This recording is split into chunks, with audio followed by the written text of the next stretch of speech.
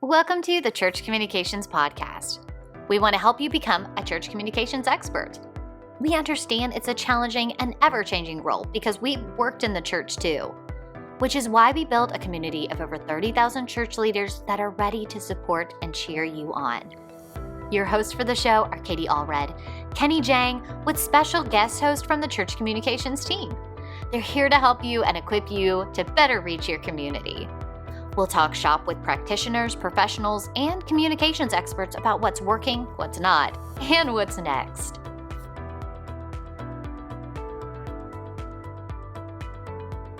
Hey, ChurchCom Nation, Kenny Jahng here, coming to you from the interwebs.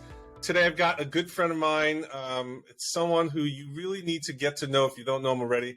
Justin Trapp is in the house. Welcome, Justin. How you doing? Reporting for duty, sir. I'm doing good. So we had some really good conversations lately, and you help hundreds, if not thousands, of churches and pastors at this point. And you had some really good feedback on some specific things regarding content marketing. We were nerding out on content marketing, and you came to me and you were saying, hey, you know, there's actually one thing that most churches completely underused. They don't like take advantage of it. They literally are just sitting there, sitting on a gold mine. And there's this, so I said, what is it? What is the single most underutilized piece of content that churches have? And so that's what we're going to go for today. That's why I invited you on, so that you can share with our audience some of the things. Now, before we get there, Justin, why don't you share with them a little bit about Ministry Pass, because this is a great resource, and just give us like the 30,000-foot elevator pitch of what it is. Sure. Ministry Pass is a library of sermon and media resources for churches to use. It's you get your membership, and then you explore and find whatever you need, whether it be a Photoshop file or a title graphic, or you need sermon series content guides. We just introduced a Canva integration with all of our designs, so you can download all the assets that you need, JPEGs, social files, all of that, or you can go to Canva and you can actually edit that design in Canva, and even you have even more possibilities and opportunities to get what you need from a formatting standpoint. So we're really excited about that. It's been very well received. And we have a sermon series on every book of the Bible, believe it or not. So that's crazy. Now I want to bookmark that conversation with Canva at the end, because Canva is something that I think all churches are interested in. I'm seeing much more adoption across the board for many good reasons. But anyway, let's get back to the reason why I asked you to come on today, because this, I think, is an important message. And it's something I think that also is not a tactic, a tip, or an approach that is limited to the mega churches, right? Like it's not just for the North Points of the world. So why don't we just get right to it? What is that single most underutilized piece of content that you think churches are sitting on? So I think the single most underutilized piece of content is the sermon. And I know that sounds silly, right? Because if you're a church communications person, you're like, hey, we record the sermon and we publish the sermon. We have a podcast link. It goes up on our website. Yeah. We stream the sermon. The sermon gets a lot of attention. It gets a lot of energy. I would say that there is still a huge opportunity to take that sermon, because let's back up a little bit, Kenny. Pastors spend on average 10 and a half hours every single week working on their message. No, it's got to be more than that. It's got to be more than that. I can tell you, they're working till like Saturday night sometimes, right? Like no, they are. Well, I'm meaning just on average. I've talked to many pastors that upwards of 20 hours. And usually the pastor at a larger church has more focus on the things that they have to, get prepared for every single week, so they can spend more time on the sermon. A lot of pastors are the only person on staff, or they're bivocational. Maybe you're a church person listening, and your pastor is basically the only full-time person at your church. You get it, right? The pastor, he doesn't have as much time. So he's spending on average 10 and a half hours. Believe it or not, that's more time than they spend eating their meals that same week. So a pastor will spend more time working on a sermon than he will eating, which is kind of interesting. And writing a sermon, gosh, it's an arduous journey. If you've ever written a sermon, if you've ever been asked to guest speak at a youth group, it's a lot of work. Oh, absolutely. Absolutely. Pastors are, they're preaching on 40 times a year. So it's a lot, right? It's a lot. And they put all this work and this effort and this input into the sermon, and then it gets posted on your website and it gets streamed, and then it just kind of goes into like this vault, right? Where people can find it, but it's not really active anymore. And so I have 7 things that I think we can do with the sermon. And if you're listening to this, you may be doing 3 or 4 of these already. You may be doing 2. Maybe you're doing all. That'd be awesome if you are. But I think there's 7 ways to take that sermon, take all of that hard work that your pastors put into the sermon, and repurpose it to really be the gospel, preach the gospel digitally. So the digital pulpit every day of the week, all day long, on your social profiles, on your website, etc. So the sermon does get a lot of due, but I think it's actually underutilized still. Oh, absolutely. This is one of those things where, especially if you are in a ministry that does sermon series and you're talking to the pastor, by the time that the pastor's preaching the last message of the series, their brain is actually not in that series anymore. They're already thinking about the next series, right? If you go up after the sermon and start nerding out on what he's talked about the last 3 or 4 weeks, a lot of times their mind goes blank because they've gone. They've already put it, to bed, and they literally are thinking ahead. And again, you're right. I think everyone knows that they can appreciate what you're saying. The sermon is underutilized, but I think a lot of churches feel like they're doing so much with it already. And that they're focusing on it already. Shouldn't we be focusing on all these other things? And so I'd love to get into these 7, because I think some of these 7, some of them are intuitive, and some of them I think should be brand new ideas that I guarantee you that not all churches here are looking at it, thinking about it, or even like doing it on a regular basis. So, well, I'm reminded. I mean, not to get all biblical on you, Kenny, but I'm reminded in John chapter 21. Everyone knows this parable, right? Or it's not even a parable. It's just a story in the Bible where the disciples have been fishing all night, and Jesus says, "Hey, you catching any fish?" And they said, "No." He said, "Throw it on the right side, on the other side." And they throw their nets on the other side, and they get all the fish that they can contain. I think this is one of those cases where we have our nets as church communicators and church leaders. We're doing the work, right? We're busy. We're doing our part. And if we just can tweak our efforts a little bit, we can get a lot more return on the investment of our time and energy for our particular area. So I'm anxious to dive in. Look, I'll just start with the first one, and it's that you can take your sermon and convert it into blogs. What I mean by that is your pastor has sermon notes. If he has Sermonary, which is a platform we have, it's a sermon writing app, it's even easier, right? He can just send you his Podium Mode link, and you can get all his notes from there. But ask your pastor for his sermon notes. I really wonder how many pastors actually share their notes. I feel like that itself is something that's not intuitive for most pastors, right? It could be very empowering for your team if you're to share your notes, especially if you have a church communications team. Yeah, they can do a lot with that content. Because remember, a sermon is a dense document, especially if your pastor has good notes. There's a lot to work with. And so that's why I think it's still underutilized. So pastors, don't save your files on a hard drive or put them in a file cabinet and let that be.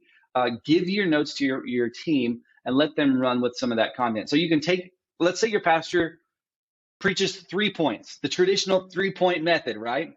You can take each one of those points, take some of the content in those points, and you can turn it into a blog. So now from one sermon, you have 3, potentially 4 blogs that you can post on your church's website, or maybe post the content on stories, whatever the case may be. That's actually really, really good content for you to utilize. And I would say this may be a great starting place for you, because once you condense the sermon into these 3 blog posts or these 3 articles or whatever, you actually can use that as a springboard on some of these other things that I'm going to talk about.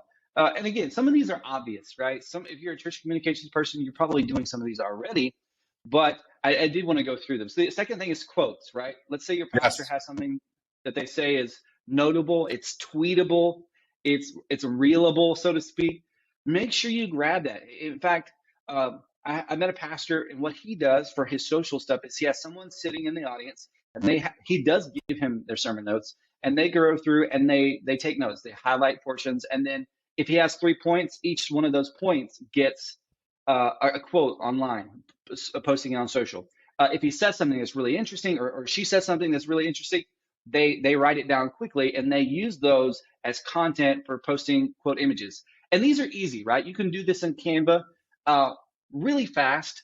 And Kenny, how many scripture profiles do you follow? We see them all the time, right?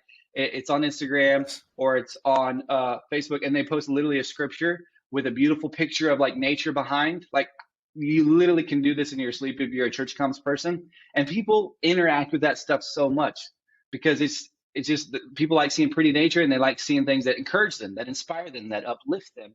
And so I think this, while it seems obvious, shouldn't be overlooked. And side note, I personally think this type of thing is low risk and also something that you could utilize a volunteer for. You can get people involved on a volunteer basis because it's pre-written, right? It's a manuscript. You're controlling the message. You're not letting some risky thing happen with a volunteer creating social media content. It's a great place to activate some volunteers for you. Okay, what's number 3, Justin? What's number 3? This seems like the most obvious probably in his videos, but here's what I'm thinking. So we are publishing our sermons. We're streaming our sermons. A lot of churches I know are just recording it and uploading it as a podcast straight to Apple iTunes. And I think that's fine, right? I don't want to say stop doing that. But Facebook, TikTok, Instagram, Twitter, these are platforms that encourage bite-sized content consumption. And what we're posting with our stream and the entire 45-minute sermon is long-form content. But we are incentivized to post bite-sized. I mean, Kenny, when's the last time you watched a 2-minute video or a 1-minute video on Reels on Instagram? They're rare, right? It's usually 10 seconds, 5 seconds. And so what I think would be good is for you to take really good pieces of your pastor's sermon. Usually stories work really well. In fact, there is a cowboy church about 45 minutes from here, and they have a great online social presence. And what they do is they often will just share a 2-minute clip or a 1-minute clip of the pastor telling the story. And he's this old school cowboy. It's a cowboy church. It's actually a large cowboy church, believe it or not. Have you ever heard of a mega church cowboy church? They exist in Montgomery, Texas. They literally have a rodeo. They bought a rodeo. And that's like, instead of having like Royal Rangers or basketball camp at the gym at the church, they have like bull riding and stuff. And so he's a wonderful storyteller. And so what they'll do is they'll post clips of him just sharing a story and how, growing up. I just remember one, it came across my feed not too long ago, and he's like, I'm just trying to catch this chicken. And, he's this real thick country boy. And people are loving it. They're eating it because at the end, he sort of like turns it. And it's like, this is how the gospel relates to our life. And it was like less than 2 minutes, but it had lots of shares and people thought it was funny. I think this is the way to take that sermon content and to edit it and cut it down to where it's bite-sized. People are used to seeing short video clips on Facebook. So make short video clips. Don't post a 45-minute sermon. So absolutely. Well, actually, I think it's both. Dave Adamson has a Waterfall Technique where he'll take the short clips, point to longer clips, point to longer, and then finally that points to the actual sermon, right? Like, you don't want to give somebody the entire thing and say, hey, you were just driving by, but I want you to stop, park, and just spend your next 45 minutes of your life with us and then go back on, right? So I think you're going to do both, but you're right. The shorter the better. This is how you're going to get more consumption. Okay, what's the next one? Yeah, I won't disagree with Dave. Dave's the man. This one, I sort of dogged on podcasts, but the next one is actually taking your sermon and converting it to a podcast. There's a church in our area that, not the pastor will come in every now and then, but they do have a preaching team. And some of the guys or the people on the preaching team, they will, after every message, they have his notes, right? And they sort of talk through the implications of the sermon, what they loved about the sermon, some of the tensions of the sermon. So it's almost like a reactionary podcast to the sermon, but they go a little deeper. They go a little more dense in the conversation regarding theology, regarding the pastor's notes. They even have some of the stuff that didn't make it into the sermon. That's like a great point. It got edited out somewhere along the way. So I think that's one way that you can sort of have a new angle on the sermon, still using that original content as your framework. Love it. Okay, Next one. Number 5, small group content. This is easy, right? This one's, you take your pastor's sermon and you reverse engineer it. And you just create questions. If your pastor's points, if he's got 3 points and he's making statements and those statements are resolving, right? They are helping someone, just reverse engineer it and create the question or the tension that point answers. I really like this one. That's how you create small group content, because you want your, I got to be honest. I mean, we've all sat in small group sessions and we watch Right Now Media, and those guys do a great job. But I always felt it awkward sitting down watching an Andy Stanley, and I love Andy Stanley, watching a 25-minute message from Andy Stanley while everyone just sits quietly in the living room, trying not to make noise, and the kids are running by. And if it's a 2-story house, I had one time this kid threw these, how those incredible Hulk hands are like massive, and the kids stick their hands inside and they grip them.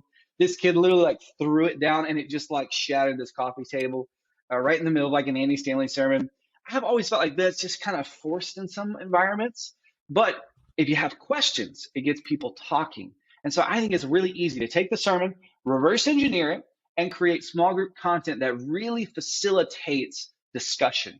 And I know this isn't necessarily a church communications person's MO for the most part, but I do think this is one aspect that churches can just, it's really easy to do this, honestly.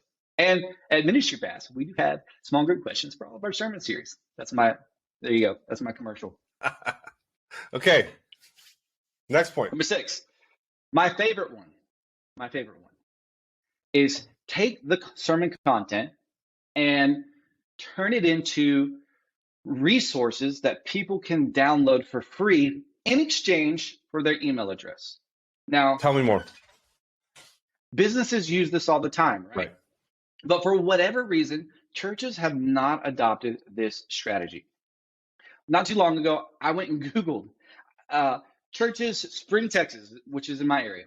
And I went through 50 websites. And out of the 50 websites, no churches offered any resources at all for free as an opt-in. 2 of them, only 2 had join our newsletter, which is sort of a general catch-all, right? I don't even know that I would say that's helpful, except for maybe your general member. So then I went on a national level, and I was like, okay, maybe the national churches, the large mega churches that you and I all know, maybe they're doing it because they're usually ahead of small churches are behind. And I only found one church that was doing it. It was for a book that was coming out. And I think why this is important, Kenny, is because if you're a church communications person, you're looking at the Google Analytics for your church's website. And on average, your church is getting 3 times more people to your website, unique visitors to your website, than they are the average attendance every week. So there's a lot of people that are coming to your website, but are lurking. They're looking around and then they're leaving. And you see them, right? It's sort of quantitative data. It's like the equivalent of seeing someone drive into your church parking lot, kind of slowly, creepy, drive by in the van, and then they leave, right? And you're like, well, I know that they were on the property, but I don't know anything else about them. And I don't know if they're married. I don't know if they have kids. I don't know their financial status, or I don't know their religious upbringing. I don't know their story. I don't know anything. I don't know their felt needs. Nothing. However, if you can take the sermon, you can even do this with kids ministry too. You can take the kids curriculum, and let's say on your children's ministry page, you take some of the lessons that they're doing in children's ministry and you create a resource. It's very easy to do this. You take, let's just say you create a resource that's like 5 Bible stories to share with your kids this summer, right? So it's a seasonally relevant resource. You put that on your children's ministry page. Everyone that requests that as a free download, they give you the email address. Now we have a strong assumption about this person now. Now it's no longer just a white van that you can't with tinted windows, right? Now it's a parent. They want to teach their children about the gospel, and your follow-up with them can be through that, how you came into connection with them, which is that original resource. So now you can follow up, you can share the stories about the children's church, maybe highlight different events that are coming up, maybe profile the children's pastor. All of this happens before they've ever attended a service. I think that is very powerful. And for whatever reason, churches, we haven't really adopted this strategy yet. So you could do that with children's ministry. You could do that with, let's say your pastor just finished a sermon series on prayer or miracles. take that, turn that every message into a devotional. So let's say you did an 8-week series on miracles or prayer.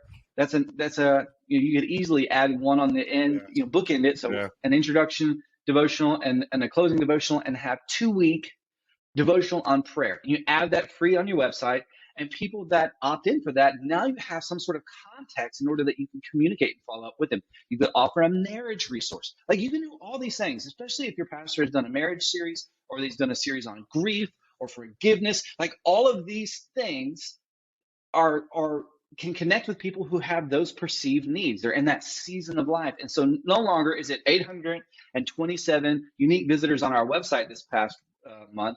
It is 74 people downloaded the children's resource. Now you know there's 74 parents, potential parents in the community that want to share the gospel with their kids, that are interested in your church, and maybe they've never even been. To me, that is one of the biggest opportunities, to take that content that churches are producing, especially on the sermon, and convert it into free, valuable resources that people can download in exchange for their email address.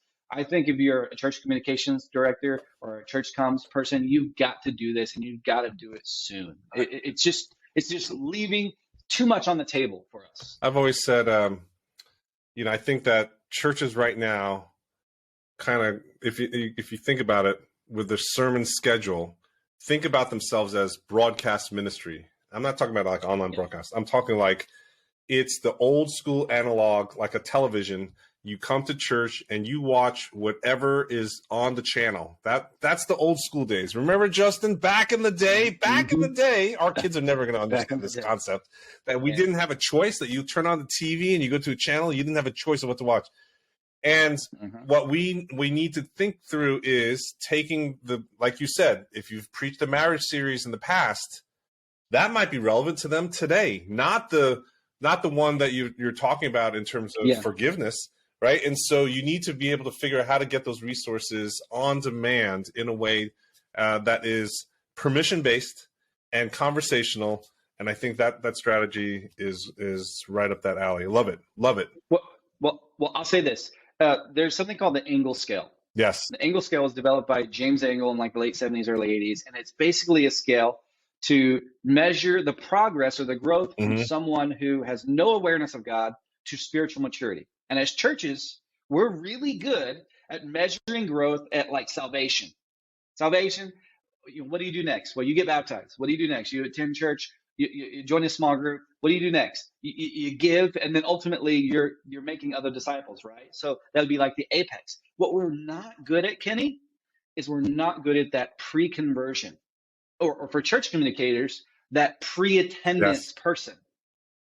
We know what to do once they get there. We have follow-up systems, and we have all these things in place and these processes. But pre-attendance person, the person that visits the website, what do we do with them?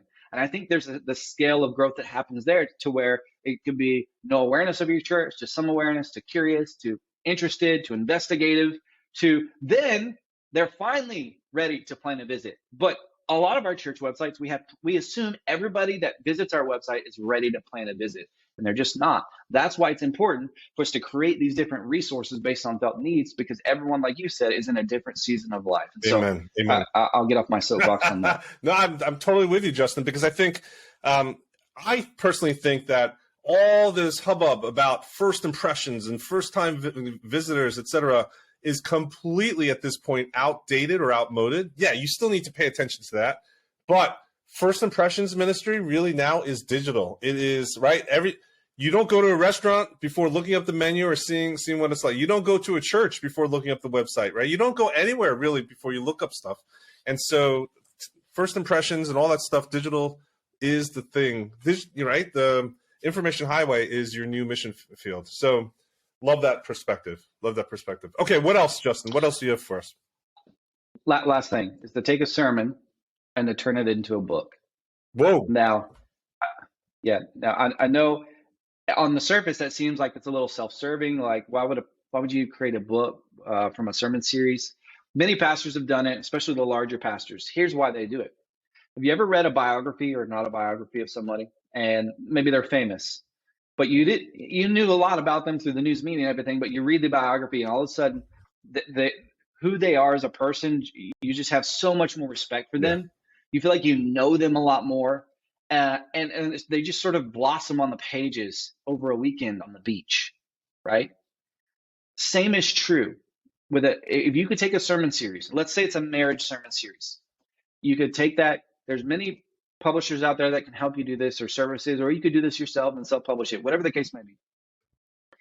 Let's say you take that sermon series on marriage or relationships, whatever, and you give it to every single guest that comes. And inside that book, you weave the story of the church. You introduce how the church began, some of the struggles you have. Maybe if you're a pastor and it's a book on marriage, some of the struggles you had in your marriage early on, some of those friction points. Now someone's on vacation. They read a book that their church gave them. They've been to one service, and yet when they come back on that second service because they were on vacation and she read the book for 2 days straight sitting on the beach, now they feel like they know you, they know the church, they trust the organization, they know the history, they know the purpose. Like there's something so powerful about that really accelerates that trust building process. Otherwise, if they're coming once a month and that's the average church attendance, right? Once a month. How many visits does it take for them to get there? Does it take 6 visits? Right. Does it take 10 visits? Does it take 10 months? Or you can write a book and hopefully they read it, encourage them to read it, incentivize them to read it, whatever the case may be. If they read that book, you have accelerated that process over a weekend. I think it's a very powerful way to take the sermon content and leverage in a way that allows you to tell the story of the church, the ups and the downs regarding that topic matter. And then, man, when guests get that's a different type of guest. That's a different type of person that reads that book. They are much different than just somebody that comes in and they fill out the card and they get a call and maybe a text message or an email a week later. They're just polar opposites from an impact standpoint. Yeah, and I think even in this day and age, I think a book seems intimidating to so many people. It doesn't need to be 250 pages. No. Right? Especially Kindle singles. Doesn't even need to be. It could be, think of it more of like a booklet, right? And that you don't need to think of this, I'm going to need to dedicate the next 3-6 months to this thing. In fact, I would argue your teams could take your manuscripts and do that work for you, like you said, you're talking about. Yes. Yeah. Well, what you can also do is you can go to red.com, take the audio of the sermon or the video, you can paste the URL in there, and either you can pay, it's a little bit more to pay for a human. I think it's $1 a minute, or at least it was last time I checked. They will fully transcribe the message into a written document that then you can take to an editor and start working through that, especially if it's like 6 weeks, 4 weeks, whatever the case may be. You have a nice little booklet there that can really add value to the organization long term. Absolutely. We love rev.com. Okay. 7 ways to do that. Can you just recap those 7? Just let's run down the list. 7 ways to take your sermon messages and repurpose them for good. Yeah. So sermon to blog, sermon to quotes, sermon to videos, sermon to podcasts. Don't just think just a replay of the sermon. Maybe you can add a little new angle or investigate or reactionary podcast.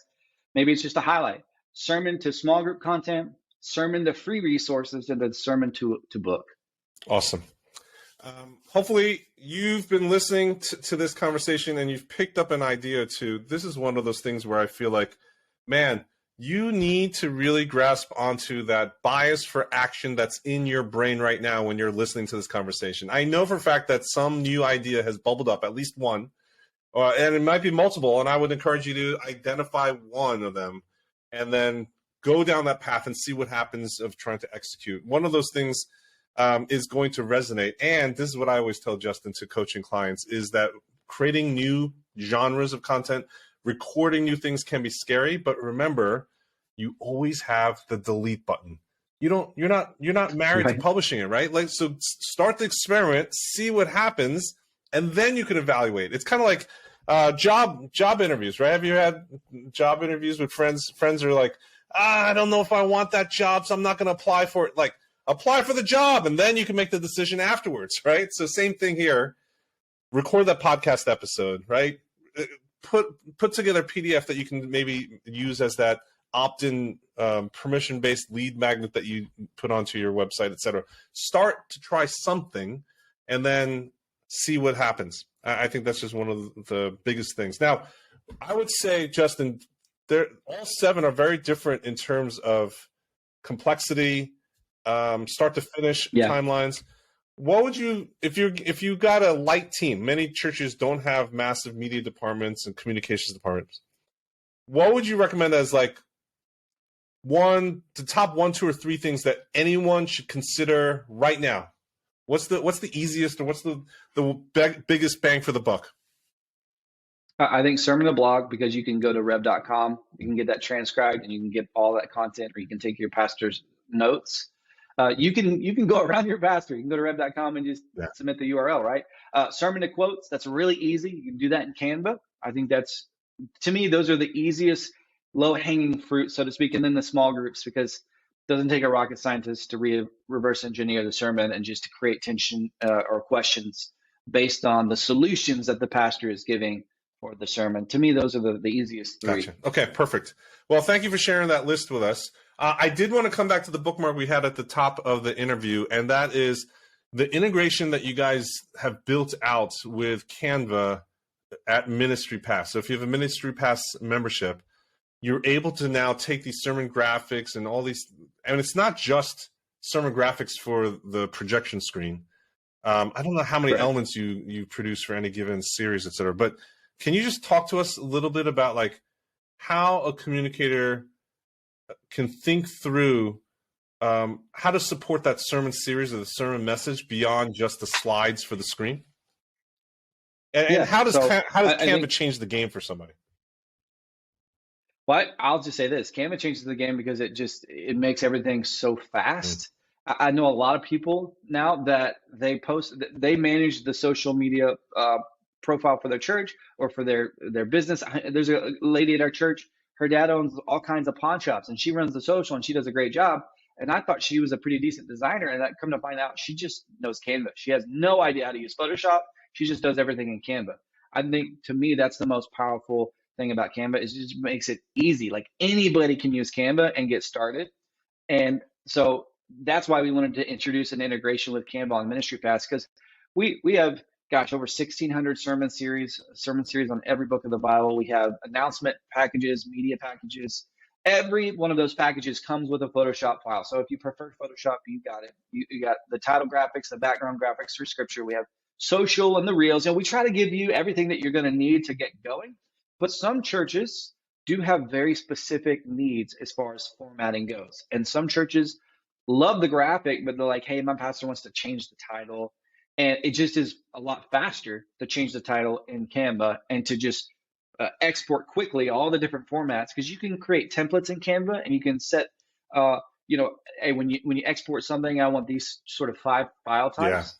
Yeah. It's a lot harder to do that in Photoshop efficiently. And so, I think that's why we've been really excited about Canva integration at Ministry Pass, and a lot of people really were excited about it and love it. So we've had it out for about 4 months now, and it's just been so well received. So I wanted to mention it. Going back to one of your tactics that you suggested in this list of 7, quotes. So just to clarify, we can get the sermon series graphics package that we download from Ministry Pass. And then for quote graphics, right, quote graphics gets a little complicated because it's different sizes for Instagram and Twitter and Pinterest. And and what Canva does well is resize very easily. Yes. Are you saying that you provide that baseline graphics package in Canva so that they can take the theme? You don't have to recreate it, and then you would still be on brand for the sermon series? So what we do is we give 2 sets of files. We give the title graphic with it's a layered file on Canva, but it's a rasterized file, so you can't edit the title, and that keeps that title font that we've chosen true, right? And then we give you the background graphic, so then you can add your own text on top of it. We do give you an alternative Canva file that is close to the original text. When we try to use Google fonts on everything, so I would say 9 times out of 10, it's the same on both files. But that second file does give you the ability to change the text really quickly, and it still look really good and be true to the original art design, so to speak. And so, yeah, you can take a quote, you can take copy from the sermon notes and paste it onto the background that we've given you that's already in Canva. It's not on the Ministry Pass side. And bam, publish, export, hit it up on, add it to Reels or whatever the case may be. I'm telling you, Kenny, it is just so fast and so easy to do. I don't know why we didn't do it before. And if you're a nonprofit, I know there's articles out there, and you guys may even have this. You can get a Canva, I believe it's Pro account for free if you're a nonprofit. You got to do a few things, but it's free. Literally, it's free for churches. Absolutely. So. Yeah, we have discussions in our church communications group all the time of churches discovering for the first time they've been paying for Canva Pro, and then they're like, oh, we just need to submit our paperwork for the 501c3, and then they approve it, and then you get a professional accounts with all the bells and whistles. It's great. I've done that. I've done that for that, and for Google Grants, and for Google Nonprofits, where they give you free email accounts, and it's been great. Where it just literally saves tons of money on an annual basis. Just make sure you negotiate up front that you get a free lunch or a T-shirt or something from your church, because I didn't get anything squat for my contribution, saving thousands of dollars over the years. But anyway, that's a great perk. Canva for nonprofits. You can Google it. It's also on our site, or in the group. You can search, and there's instructions on exactly how to get a hold of that benefit. Well, Justin, thank you so much for hanging out with us today. This has been pretty useful. I think one of the things that this might go well with is some sort of maybe distribution to a team, and then use it as a lunch and learn, or some excuse for everyone to brainstorm in a team meeting to say, hey, which one of these 7 can we do? Because I think the more you expose these ideas to more members of your team, the more flourishing that you'll have in terms of how can we take this idea and run with it. Because it's literally, it seems like 7 plain things, but really there's the permutations that you can take on any of those 7 is almost infinite in my mind. Yeah, well, I think there's definitely some low-hanging fruit for everybody. Well, thank you, Justin, so much. If someone wanted to reach out to you and learn more about Ministry Pass or get in touch with you, what's the best way that someone could do that after today's episode? If you wanted to reach out to me directly, I'm usually I'm old, right? I'm almost 40, so I love Twitter. I'm always on Twitter. You can reach out at Justin Trapp. That's with 2 P's. Give me a shout. Love to connect with you. Otherwise, go to ministrypass.com. You can sign up for a free 14-day trial and get anything that you need, from sermon series to countdown videos to motion graphics to, water baptism graphic, at the last minute. So, and I will say this finally, I don't know if you can see it back here. It's my beloved Texans. Go Texans. There you have it, folks. Justin Trapp with Ministry Pass. Thank you so much for being with us. And for you, the listeners today, if you are actually using Canva in your church, I'd love to hear from you. Also, if you're using any of these 7 tactics and strategies, I'd love to feature you on an upcoming episode or even a case study on our website. So reach out to me at kenny@churchcommunications.com, and we'll continue the conversation there. I'm Kenny Jahng. Thank you so much for listening to the Church Communications Podcast. Remember, be social and stay social. Thanks for joining us for this episode of the Church Communications Podcast. If you want to learn more, join over 30,000 church leaders in our Facebook group at churchcommunications.com/group. If you like today's episode, be sure to subscribe and leave a review. It's the most impactful way you can help us reach more church leaders and equip them to better communicate for the church. Finally, don't forget to check out our website at churchcommunications.com. Thanks for listening.